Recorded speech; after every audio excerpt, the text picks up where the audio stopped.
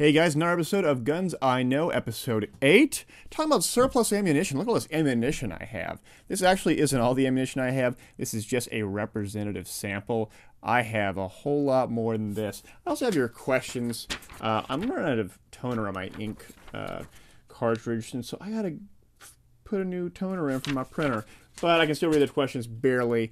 I also got some guns in the background. There's a theme to these guns, and I think if you listen to me for a few minutes, you'll understand what the theme is. Let's talk right into the first topic here, talking about surplus ammunition.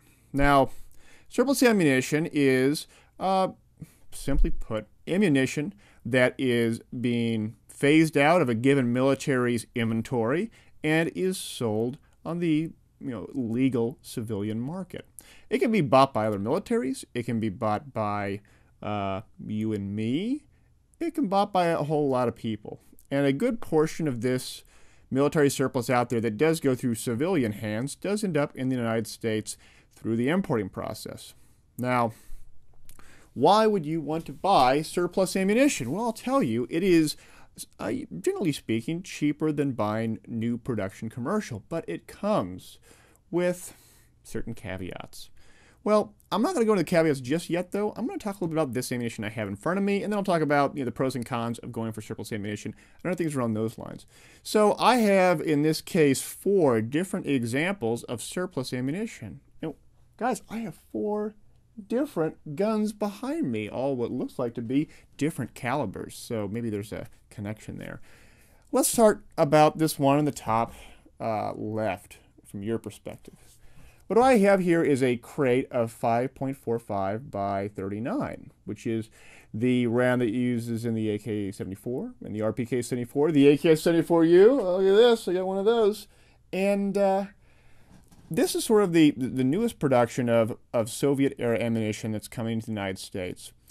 Let's take a look at this box for a second. This crate contains 1,280 rounds. You probably can't hear me that well because my microphone's right here, not my crotch. But let me just get back down. I'll just point things out. So the year production here, it has 82. That means it was made in 1982. That's not good. Let's put the guns back. Well, we can. I probably dinged both of them. Oh no, guys. Am I okay? I think I'm okay. Let's continue. 1,280 rounds in this crate. It comes in two tins, and I'll show you what one of these tins looks like. It looks something like this. It's big and it's green, and you have to open it up with a can opener.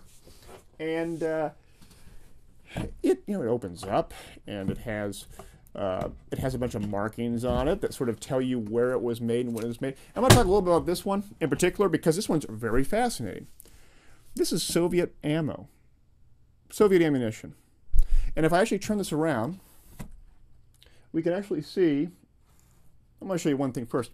I want you to mark, this is 270 on it. This is factory 270. If I turn this around, it has some newer markings on it. The newer markings are a UN importation code that the United Nations uses to regulate arms transfers to create a standardized process. In this one right here, it says made in Russia, and it also says right here, O2. Now, for those that have watched Guns I Know in previous episodes, I've told you that Russian ammunition can, in military surplus form, cannot be imported in. So how is this the United States? Well, here's the thing. The thing is, Factory 270 was in the Soviet Union at the time before the fall of the Iron Curtain. But Factory 270 is in a city called, I'm going to butcher this, Levinsk? No. Lugvinsk. I'm going to butcher this. I don't know Ukrainian, so excuse me on that one. It's Lugunsk, and it's in Ukraine. Well, the thing is that because of how international laws are set up, even though that this was produced in the Soviet Union, it still is considered to be a prohibited ammunition because it's military surplus to be imported in, but it can actually be naturalized in the Ukraine, and that's why they have that second date stamp there, that O2 date stamp. It's when it was essentially cleared for export because it ceased to be a Russian product and then became a Ukrainian product in 2002. Now, tell you what, I picked this up probably in, I don't know, in 2011. Yeah, 2011. And I actually picked this up in a bulk purchase. And I'll just like this, and you see the picture. My friends and I bought a few pallets of this. And so I don't have just one of these crates. I have a bunch of them. And so even though we bought them in 2011 in bulk, which means that we didn't go through a big distributor, we just went through, one guy who got them from the importer, which in this case, I don't know who the importer was, may have been Century or SG Ammo or what have you, but it doesn't matter. The point is that it took a long time for this ammunition to get in the United States. It takes time for surplus ammunition to come through, which means that even though it's really inexpensive, and to give you perspective, if you want to buy new production 5.45 by 39, you're going to spend 22 to 24 cents a round, so almost a quarter a round. This ammunition, when I bought it, was 11 cents a round, so more than half as expensive. Pretty cool. I think it's pretty cool.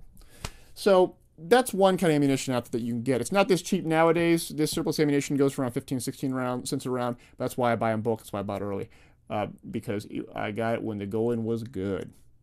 Let's move on to another ammunition type. I'm going to just take this and put it over here. You notice how easy it was. It's actually empty because I put most of my tins in separate places. Some of these are not empty though, and so it's not that easy because usually these are around 70 to 80 pounds. Actually, it says 26 kilograms, so that's pretty heavy. What do I got here though? This is another crate. Looks very similar. It has the same kind of properties. It's got, these are for palletization, so you can stack it up real high. This is 7.62 by 54R, which is for this gun, the Mosin Nagant, an M44. But also you can put it in a bunch of other Mosins. And what can we learn from this one? Well, it has UN date stamps. Got it. What do we got here, though?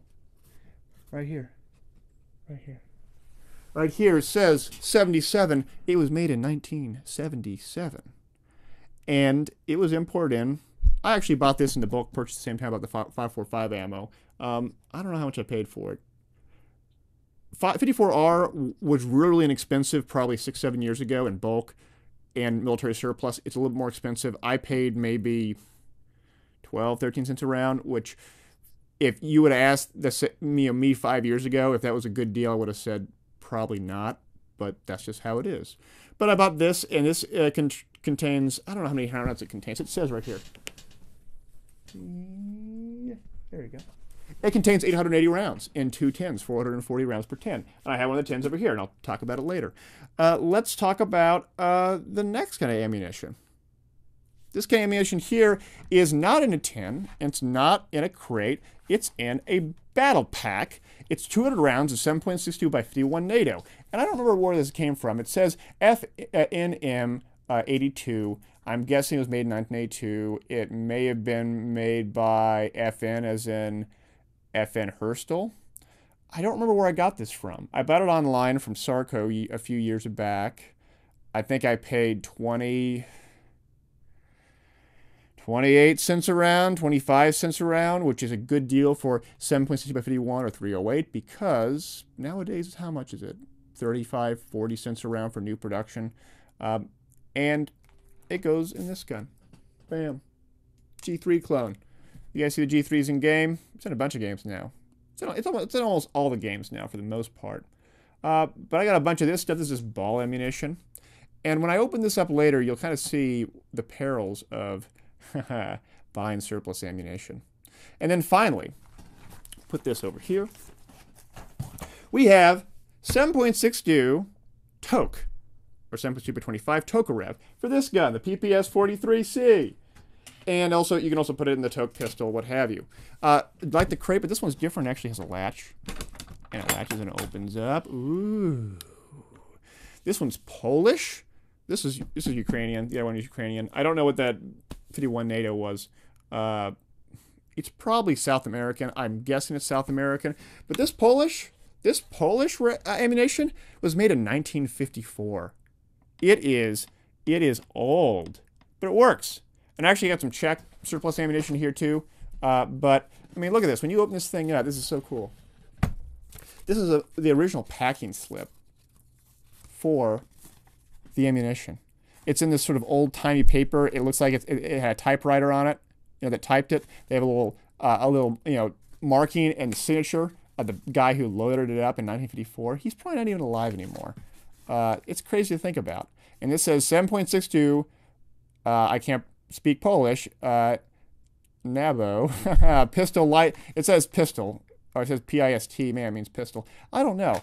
But this kind of stuff is really cool because when you open up this ammunition, it's got all these sort of little interesting factoids about it, and you can research it, and it's a lot of fun.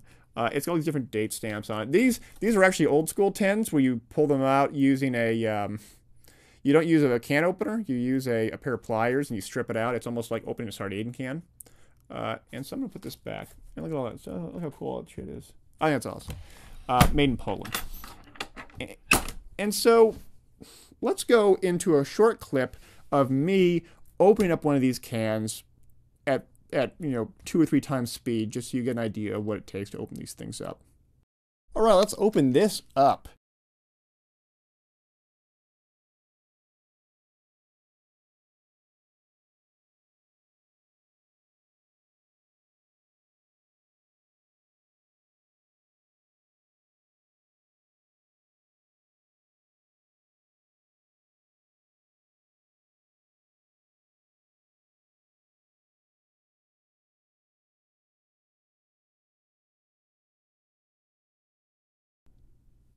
It's that easy. All right, we're back, and I took all the crates away and just left the ammunition so you can see the guns a little bit more, and I'll talk a little more about the ammunition. So let's go again the same order. So the 5.45 ammunition, in this case, I've opened up the tin can. It's a 1982 vintage 270, which means it's from Ukraine. 1,080 rounds in here. And they come in these little packages, and they're all marked accordingly. They have sort of staples on the side, so we open them up, and there's a bunch of ammunition inside. And in this case, and I'm just going to take one or two examples of these and just put them up for you. This is a steel case, lacquer coated, 7-in-6 projectile round. 7-in-6 is sort of an interesting bullet type because it has a little cavity inside. It gives it some pretty decent ballistic properties. It's technically, is it technically steel core? It has steel core in it, and so is it armor piercing? Well, it has armor piercing properties. But they actually did make 5.45 that had all-up steel core. I forget what the designation was of it. But nonetheless, though, it has sort of this red wax sealant around the primer and around the casing and the bullet to sort of keep it sealed and good to go. There's all these little packages in there. There's actually 30 rounds in here for one magazine, and so I'm just going to set this right here for right now. What was the next caliber I did? Next caliber was 7.62 by 54R. It's very similar. You open this thing up, it has packaging in it, and it has one of these types of little packages like I had in the last one. I'm going to open it up, and I'm going to take one round out. Now, is it going to look just like the other one? Let's find out. Well, sort of. So it has a steel. It has it's steel cased. It has that same red sort of lacquer around the primer and around the bullet and neck of the case. I think this is just standard ball. I could be mistaken though. You guys that know 54R a whole lot better than I do can probably talk about this. It doesn't have the lacquer on it. Why doesn't it have the lacquer on it? Well, for one, the Soviets and even to this day use lacquer to try to reduce jamming and other problems like that in the AKs. In 7.62 by 54R, it's not that big of an issue because it's either being used in bolt-action rifles, although this production wouldn't be used for bolt-action rifles because it's made in 80 or 77. But this would be used in like PKMs, PKPs, and with belt-fed machine guns, that kind of jamming problems don't exist as difficultly because I'm actually not going to go into why it's not much of a problem because the mechanics are a bit difficult for me to explain off the top of my head. But nonetheless, though, this one has it It has some head stamps to say when it was, what factory it was in. This one has head stamps too. And so this one says, 82, 270, factory number. And so there's 2 right there. Oh, there you go. Let's talk about this is going to be a fun one. We're going to talk about the 7.62 by 51 NATO stuff. Now, if you look at this, it's a little bit green on the side. That means it has a little bit of corrosion. But let's look at another example. So this one's actually quite fine. It's brass case, which is good. It's got it's burden primed. It was made in 83 from factory 13. I should look that up. I don't know what that is. It was a full metal jacket. That's fine enough, but here's the problem, guys. The problem is sometimes surplus is being phased out by the military that owns it for a reason. Well, this reason for this ammunition is that a lot of it is corroded. So look at, I'm going to try to get this real close, guys. Check this out. Look at all of this sort of corrosion that's taking place on this brass. And you can actually see some rust, marks where it's actually getting to the point where it may bring the integrity of the casing into question. And some of these rounds are just horrendous, where I won't even use them in my guns because I don't want my gun to explode. Why would I worry about my gun exploding? Well, let's find the most arduous example. I think this one is. This one is. Oh, yeah. So why would I be worried about all this corrosion on it? Well, I'm worried about it because how does a cartridge work? Well, when the firing pin or striker, or whatever it may be, hits that primer, it creates an explosion. That explosion starts to ignite all the propellants. And as those propellants ignite, a tremendous amount of pressure forms inside this case. Now, take in mind, when this happens, the case is inside what am I thinking of? Inside the barrel, inside the chamber. And so the chamber has a tight fit around the cartridge, and there's a big opening where the barrel goes, and so the pressure force goes to the path of least resistance, which in this case is pushing the bullet, and separating it from the cartridge and then going out accordingly. Well, it may do that, but when you have less wall integrity on the casing, it can actually also break through the casing and also try to separate out. And that means you have basically a catastrophic malfunction. That can mean the case gets stuck inside your chamber, which is bad. I've actually had that happen before, and it's no fun because it takes a lot of effort to get the thing out, depending on what kind of tools you have. Case extractors make it really easy, but I don't have it for all my calibers. Or it can mean that not as much pressure goes into the bullet, and it can get stuck into the barrel. Or alternatively, the bullet may not go anywhere, and it may backblast on you and actually cause a lot more damage to your bullet and even to your hands and face and things like that. You have to be very careful about this surplus ammunition. So that's really one con for the surplus ammunition that I mentioned. Let me go to the Tokarev ammunition real quick, and I'll talk about another one which actually isn't present in almost all of these. Going to open this thing up again. It says 7.62 by millimeter, something pistol stuff. This is really old packaging. It's 50 years old. Let me open up history here, and I'm going to put this here. No, don't do that. And I'm actually going to open the whole thing up just to show you guys. And so here's all the ammunition, all the pistol caliber ammunition here, all in little rows with little piece of paper, just separating each one so that they don't rub into each other too much. And so it says 54 on the stamp, which means it was made in 1954, and shows the factory. Factory didn't say. It's actually a cartouche and not a number or letter. This ammunition doesn't look that bad. It's brass cased. It's got a little full metal jacket bullet. But what's the problem though? Well, the problem with a lot of this Soviet ammunition and early United States ammunition, but it's really a rarity nowadays. With all three of these types of ammunition, they use what is called a corrosive primer, or it's simply called corrosive. It is the primer, which is the thing that the firing pin hits to make the initial explosion, is what's corrosive. It's a salt that when engaged manifests itself as that primer goes off. That corrosive salt gets on everything. It gets on the inside of the barrel, gets on the chamber, gets on the bolt, gets on in the gas tube, gets in the gas block, and it requires you to clean it a lot more thoroughly than what you would have with a regular gun. A regular gun doesn't require as much cleaning, even though you got a lot of gunpowder residue and things like that. With corrosive ammunition, you are going to have to clean the gun a whole lot more thoroughly. If you don't, especially if you live in a humid climate, your gun's going to rust up pretty quickly. And I've experienced this issue on some guns in the past where I didn't clean them enough, or I forgot to clean one thing, and and I was in for a treat. Wow, and that happens.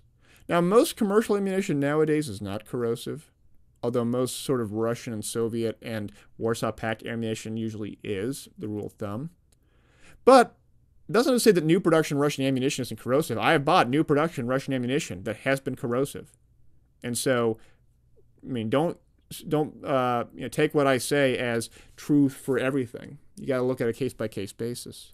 But that's one of the big issues with corrosive ammunition, is that it's going to require you to clean the gun a whole lot more. It's going to smell a little bit differently. It's going to, what kind of primer it has doesn't affect performance in terms of accuracy. But generally speaking, a lot of this surplus ammunition isn't as good in terms of quality relative to new production commercial ammunition, because it was made older. It had different specifications for different kinds of guns. For instance, as an example, this 308 may have only been made to be used in FNFALs. Not for G3s, not for M14s, not for AR-10s, not for SR-25s, not for HK-417s. You get the idea.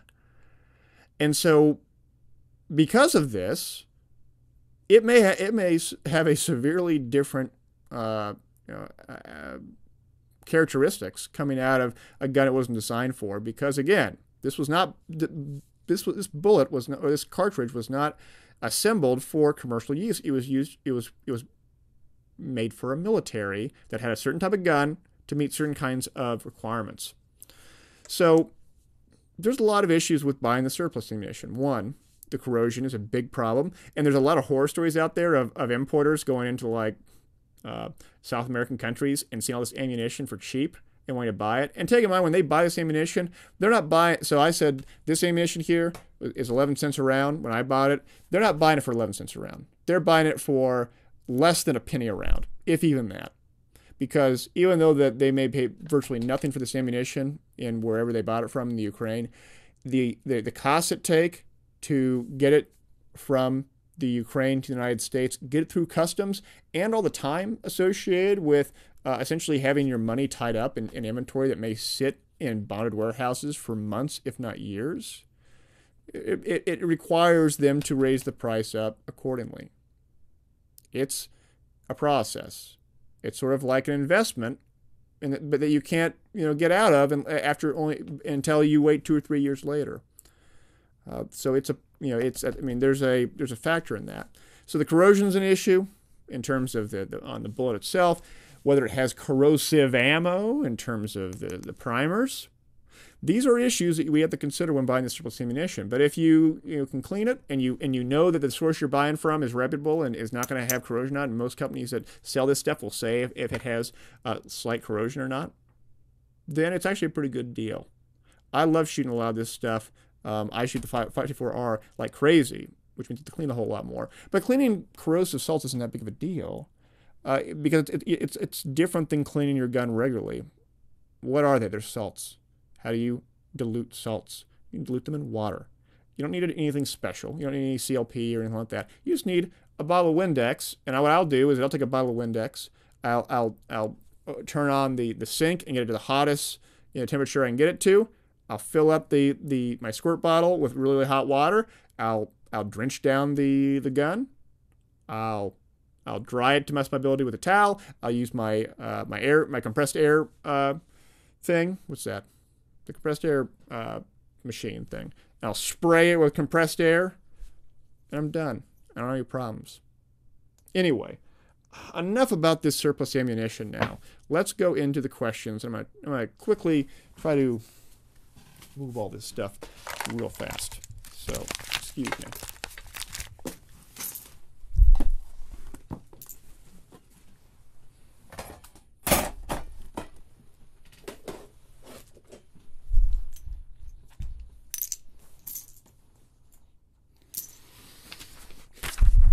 Okay, question time. So, let's go into the questions. And I know I didn't talk about these guns that much. I just want to kind of show them as a backdrop to show what kind of guns they go to, that kind of thing. This guy says, this is this is more of a comment and more of a call out than anything else. Netflix Prime says, hey, this guy knows a thing about guns. And this video is very well made. Therefore, many likes are called for. This was talking about my G3A3 video, I believe. And then Mr. LMO2 says, in reply to Nitrix Prime, he doesn't have so much as a clue about guns. He failed a bunch of times at the info. And then I said, I'd also like to know where I failed at the info. And then he says, well, sorry to say, but the G3A4 is different than the G3A3 by considerable measures. As you know, the G3A4 and G3A4 is a classical stock which takes a great deal of weight away from increasing kick and recoil compared to G3A3, which is a solid stock, which has more weight. Other than that, good work on your channel. Keep it up. Have a good day. And so Mr. LMO2, likes the channel, but he's calling shenanigans on my comparison. Well, I have the G3A. I have my G3 here. It's a G3 clone with a full length stock. I will tell you that the kind of weight on this gun as it relates to the stock is negligible. It really is. This stock is super light. And I know that doesn't really tell you that I'm throwing it down and twiddling around like this. But take into consideration this.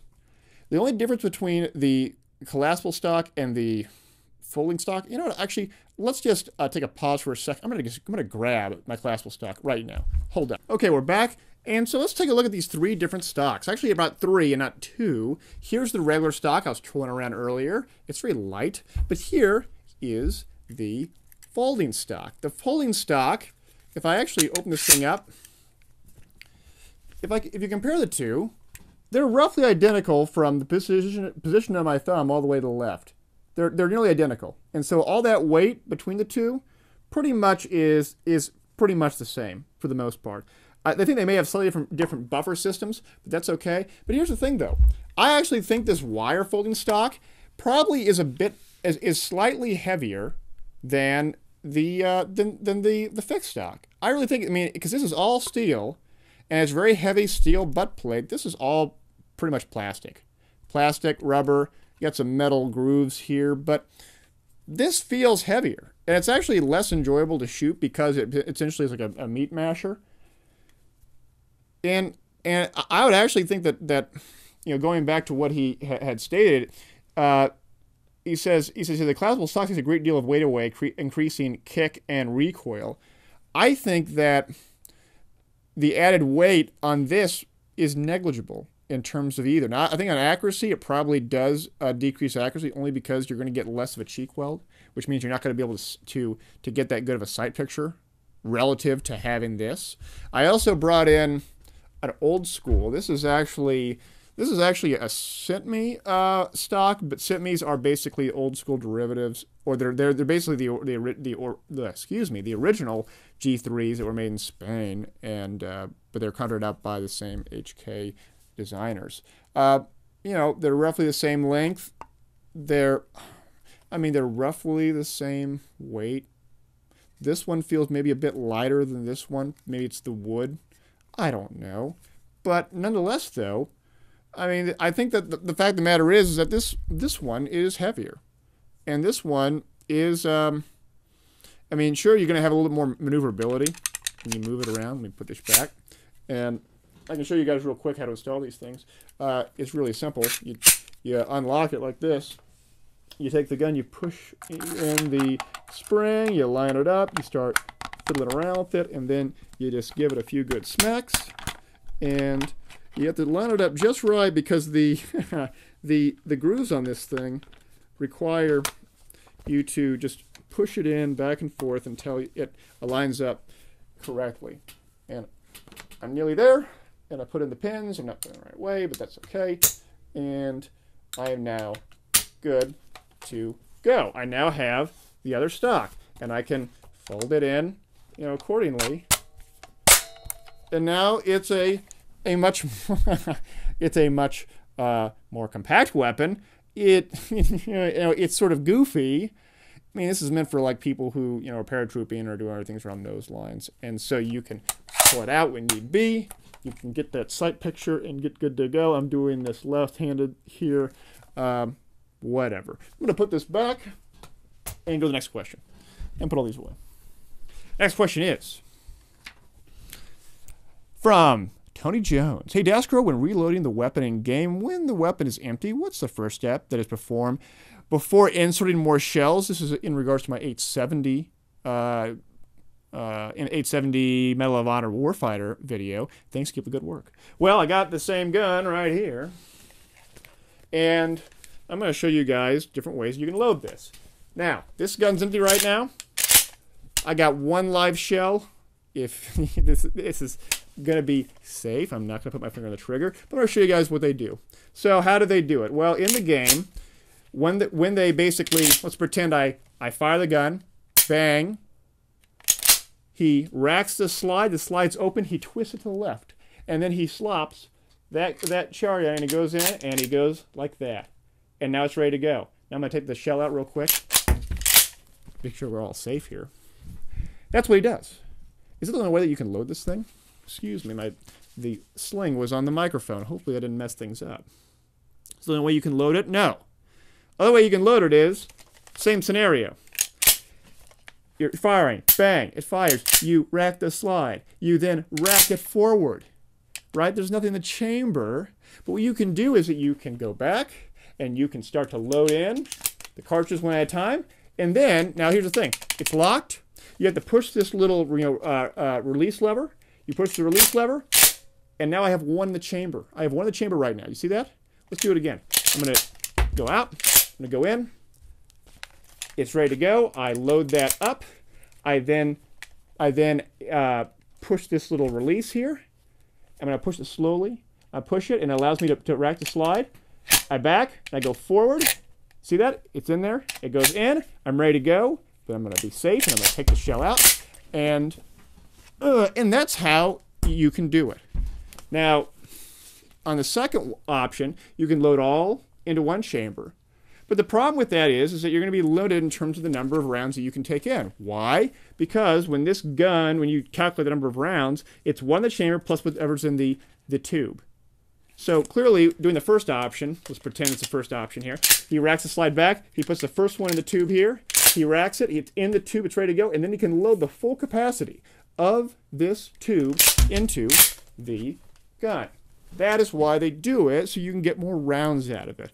Not how I do it, because I'm not looking to load it all, for some kind of tactical situation. But anyway, good question.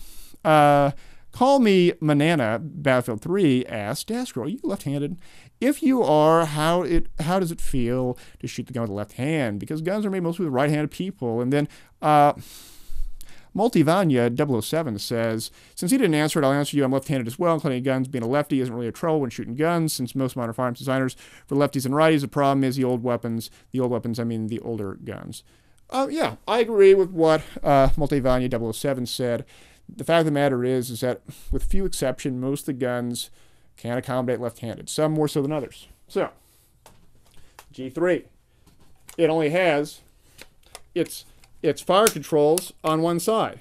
And so if I'm a left hand, I can't operate it. I got to do this. Whereas if I was right-handed, I then would be able to operate it. Now, G3 ergonomics are terrible in this because I got tiny little hands, and so I can barely touch this thing. I can barely touch it. And if I had bigger hands, it wouldn't be a problem. Likewise, if I'm right-handed, and again, this is empty, by the way. If I'm charging this thing, excuse me, there you go, and I'm shooting right-handed, super easy. I can pull this back, I can charge it, and I can slap it, I'm good to go. I'm looking left-handed, though, I got to go like this. I got to turn it around to do it, and it's really, really ridiculous. It's ridiculous. So this gun is not that good for left-handed folks. AK, on the other hand, it's actually not that bad. So right-handed, I bang, bang, bang, bang, bang. When you see it in game, they wrap the slide like this, right? It's also unloaded. But if I'm left-handed, I can just wrap with my right hand, and I can keep my finger on the trigger. Now, I don't have that ergonomics, because if you look at a lot of the guys on the tactical and stuff, they'll fire, fire, fire, and then they'll sweep up, they'll sweep down. I can't do that with my other hand. That's the reason why I like the Galil so much, because they have you know, the other controls on your side of the gun as well. Makes it easy. Other guns like the Tantal and PPS-43, same thing. The real big issue with most modern ones come with whether left or right-handed bullpups, like the AUG, like the MTAR, like the F2000. But the thing is that almost all of these have the ability to go left-handed if need be. So it's not that big of a deal. Let's keep on going. The Yonder God asks, nice. Do you have any bolt-action sniper rifles? I don't. And it's not because I have anything against them. I think it has more to do with the fact that, as I mentioned in previous Guns I Know episodes, I had some complications with some LASIK eye surgery, and so I can't see down scopes that well because of my eye issues. So red dots are fine, scopes not so much. Anyway, as my eyes become more corrected over time and through subsequent surgeries, I'll be able to go through scopes, and I'm really itching to get some. I really am. I have a few friends with Remington 700s with some really nice optics on it, and they're a lot of fun to shoot. And I remember having a lot of fun shooting them years ago before I had these eye issues. Let's go to the next question. Dooley, 1995, states, no way the IRL gun is as accurate at high-speed firing as in the game. Well, it all depends on who is using it, the operator, the person using the gun. If you look at a lot of these sort of tactical videos, like tactical training videos and things like that, I'm thinking like the Mike Haley's, the Chris Costas, the Vickers, those kind of training courses. And I've done a few of these myself, not from these guys. I've done some more local stuff. They can actually do a pretty high volume of fire. It's semi-automatic, downrange, and be accurate at the same time. It's all about muscle memory. It's all about it's no different than the little 10-year-old who can roller skate like crazy and go through all the cones and things like that. It's just muscle memory. You put enough rounds downrange, you can do it too, with enough practice and determination and training and other things around those lines. It's possible. It really is. It's really quite astounding. There's actually there's a really cool sequence in the original TV show. What was it? Miami Vice? Yeah.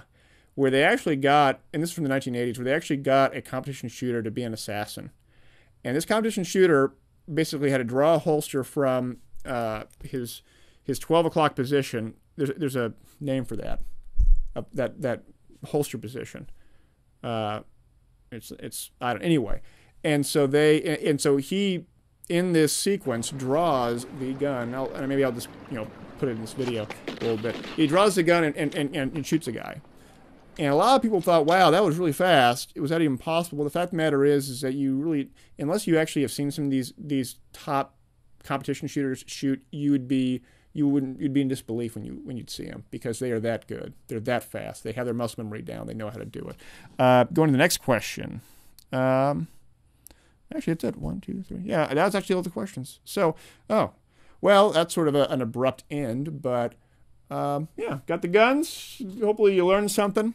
You can buy surplus ammo in a bunch of places, all over online. I like going to gun/deals.com. They just have it's a price aggregation site. They provide all the different updates on where all the good gun deals are for the surplus ammo and things like that. I use them a lot. Anyway, though, doing good. I think we'll call this one an end. If you have any questions, send them in. I'll be happy to answer them. And maybe I'll talk about more about the gun stuff this time. I would talk about ammunition this time around. Just had that itch. So thanks for tuning in. I'll see you guys later.